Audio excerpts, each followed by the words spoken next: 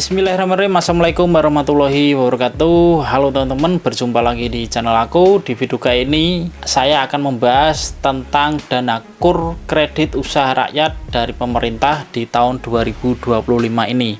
Apakah peraturannya masih sama dengan tahun-tahun kemarin? Apakah ada perubahan? Nah teman-teman jangan kemana-mana, simak terus video ini sampai habis.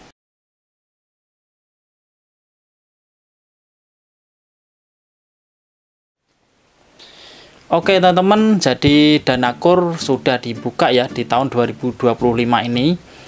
Nah, untuk dari segi peraturannya itu hampir mirip atau masih sama dengan di tahun-tahun sebelumnya. Yaitu dana kur ini ada perubahan, dari sebelumnya bisa pinjam berulang-ulang kali, sekarang dibatasin per nik KTP ya. Peraturan ini berubah dari tahun 2022 sampai sekarang. Nah, bagi teman-teman yang belum sempat atau belum tahu peraturannya yang berubah itu apa saja, sudah saya jelaskan secara detail, yaitu ada di link di atas ini atau di sini atau di deskripsi video di bawah ini. Silahkan teman-teman, silahkan tonton dulu untuk episode yang pertama, baru nanti teman-teman tonton di episode yang kedua ini ya di tahun 2025 ini ya. Untuk dana kur ini sudah dibuka. Jadi bank pertama yang sudah membuka dana kur ini adalah Bank Mandiri teman-teman. Kita simak dulu ya untuk brosur dari mereka. Ini informasi penyaluran kredit usaha rakyat kur 2025. Penyaluran kur tahun 2025 telah dibuka, aplikasi kur sudah dapat diproses. Nah, untuk dari segi persyaratannya ini hampir sama dan sama dengan tahun-tahun sebelumnya, yaitu memiliki usaha, surat keterangan usaha, situ atau siup, fotokopi agunan, BPKB atau sertifikat, fotokopi KTP suami istri, KK dan surat nikah, pas foto 4x6, 1 lembar suami istri, fotokopi NPP untuk limit di atas 50 juta rupiah. Nah, jadi setiap bank itu ada peraturan masing-masing teman-teman. Jadi dari pemerintah itu peraturannya global memang. Tapi setelah jatuh ke bank BUMN atau bank-bank swasta lainnya itu ada sedikit peraturan yang dirubah sama mereka atau memang peraturan dari internal bank tersebut. Jadi dari peraturan dari Bank BRI, Bank Mandiri, Bank BNI itu berbeda-beda teman-teman. Tapi dari secara umum itu hampir sama. Nah, ada sedikit perbedaan saja teman-teman. Nanti kalau di video ini viewsnya banyak, akan saya bahas juga untuk peraturan-peraturan di bank lainnya juga nih. Nah, jadi teman-teman bisa tahu untuk peminjaman dana kur ini. Untuk macam-macam dana kur ini dibagi jadi 5 ya. Kemarin sudah saya jelasin secara lengkap di video sebelumnya juga. Nah, untuk dana kur ini dibagi menjadi 3 kelas. Jadi teman-teman jangan sampai salah untuk meminjam.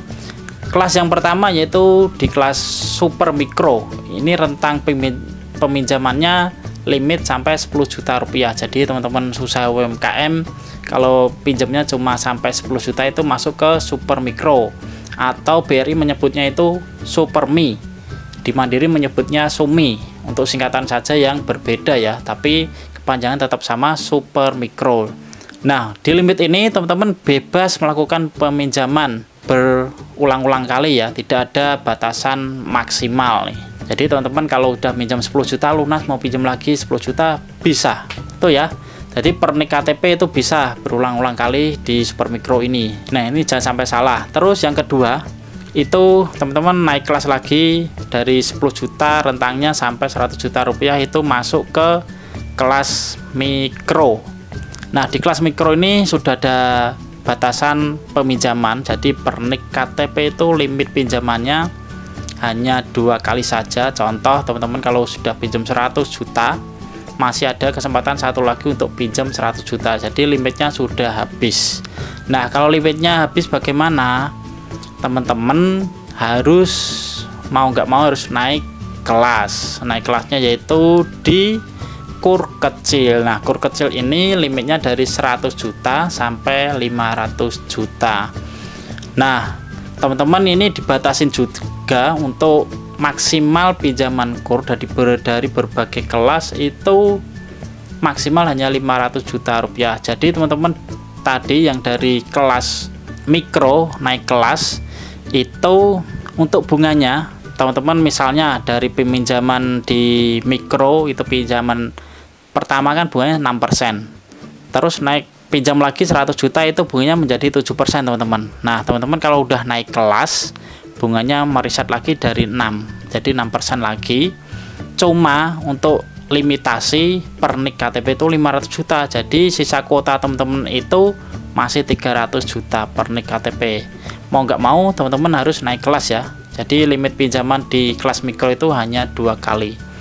Nah setelah naik ke kur kecil teman-teman masih mempunyai kuota 300 juta nih teman-teman. Kalau udah dipakai 300 juta limit sudah habis, mau nggak mau teman-teman harus naik kelas lagi ke kelas komersil itu ya. Jadi peraturan-peraturan di tahun 2022 kemarin sampai sekarang masih sama, itu harus dipahami teman-teman, jadi agar tidak ketipu sales-sales nakal yang ada di luaran sana. Poin lagi yang akan saya bahas yaitu kriteria teman-teman yang tidak bisa melakukan pinjaman kur. Tadi udah jelas ya, untuk usaha kur ini limit hanya 500 juta, terus untuk diperuntukkan untuk usaha UMKM. Di sini akan saya bongkar nih teman-teman, ini yang disembunyikan dari teman-teman marketing atau sales atau mantri ya teman-teman yang tahu ya. Itu perlu digarisbawahi. Di sini teman-teman kalau sudah menerima kredit modal kerja atau kredit investasi di luar program pemerintah yaitu KUR, teman-teman sudah menerima bunga komersil, tidak bisa turun kelas lagi ke KUR.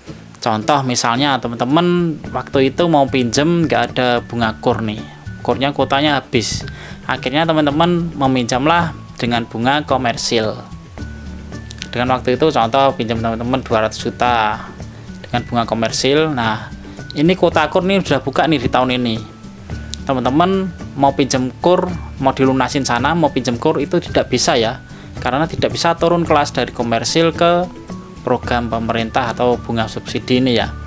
Nah mau nggak mau teman-teman harus melanjutkan lagi dengan bunga komersil. Nah itu harus dipahami teman-teman, jadi tidak semua marketing atau mantri itu menjelaskan ini ya.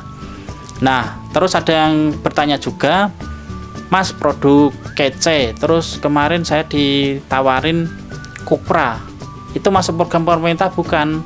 Itu sekali lagi bukan program pemerintah. Program pemerintah itu hanya satu, KUR, kredit usaha rakyat, dari bunga berjenjang tadi 6-9%. Jadi kalau teman-teman ditawarin program kece, program Kupra, itu tidak termasuk program dari pemerintah. Jadi kalau sudah menikmatin kece itu kan kredit cepat singkatannya. Kalau Kupra itu singkatannya Kopedes Rakyat.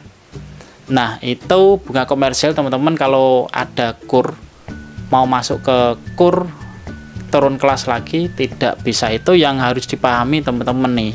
Jadi teman-teman jangan sampai kejebak sama sales atau mantri-mantri yang nakal ya.